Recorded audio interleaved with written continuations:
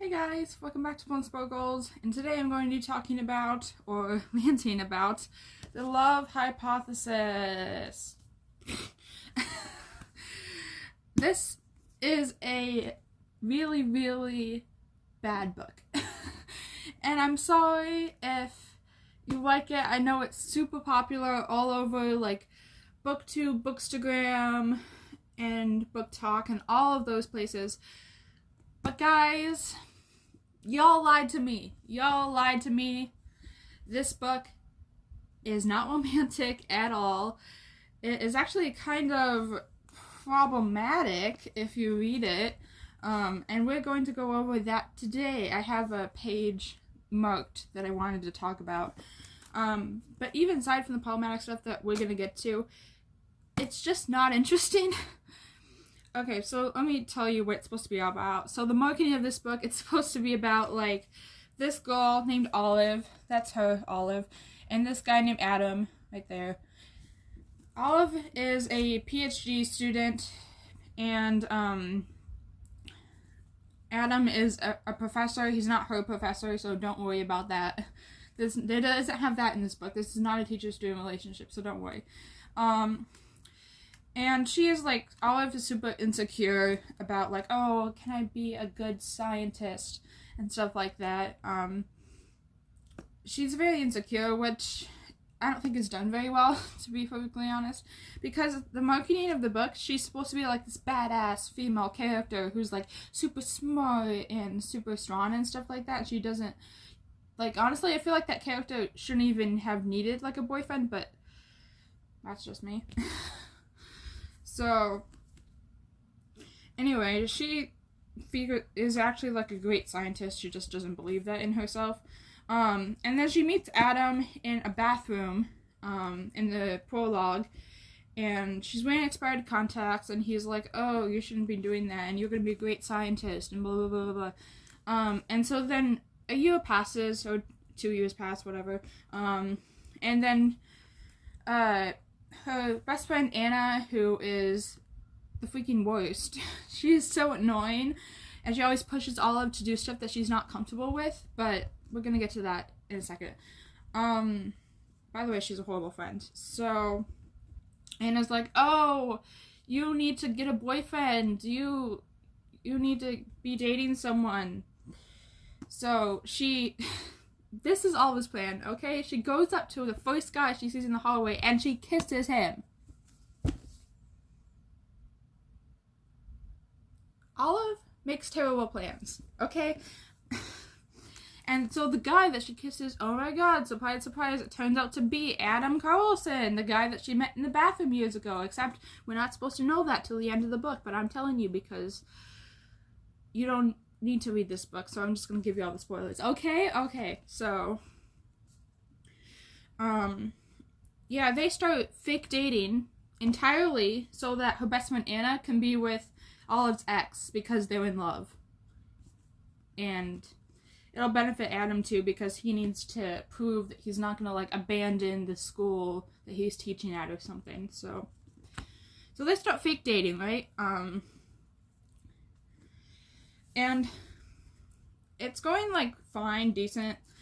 The whole school's convinced they're actually together, which is obviously the goal.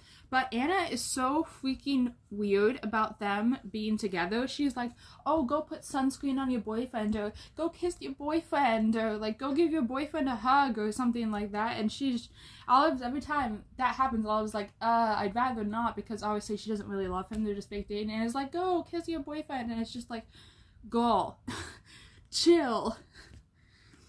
She is insufferable to read about, Anna is.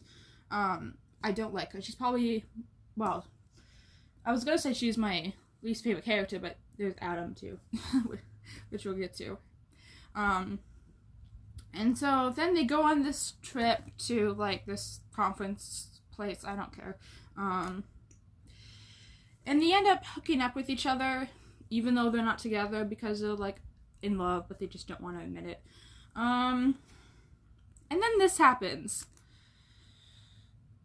So they start having sex, right? And I'm gonna read you a passage from this, and I want you to tell me if this is a cute romance, and I want you to tell me if Adam Carlson should be your book boyfriend. Okay? Okay. Adam, stop, she pleaded, and for a moment he just nuzzled his face against her folds, like he had no intention of doing any such thing. Enough said. Then, as we go down, as if it couldn't get any worse, Adam, her voice sounded like someone else's, did you hear what you said to do something I'm into? His breath is hot against her. I am.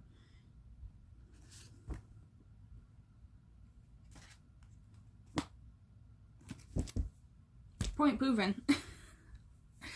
So basically, if you couldn't tell what's happening there, I'll explain it. She revokes her consent, and he continues to have sex with her. That's rape. So yeah, there was a rape scene in this beautiful, beautiful book, and I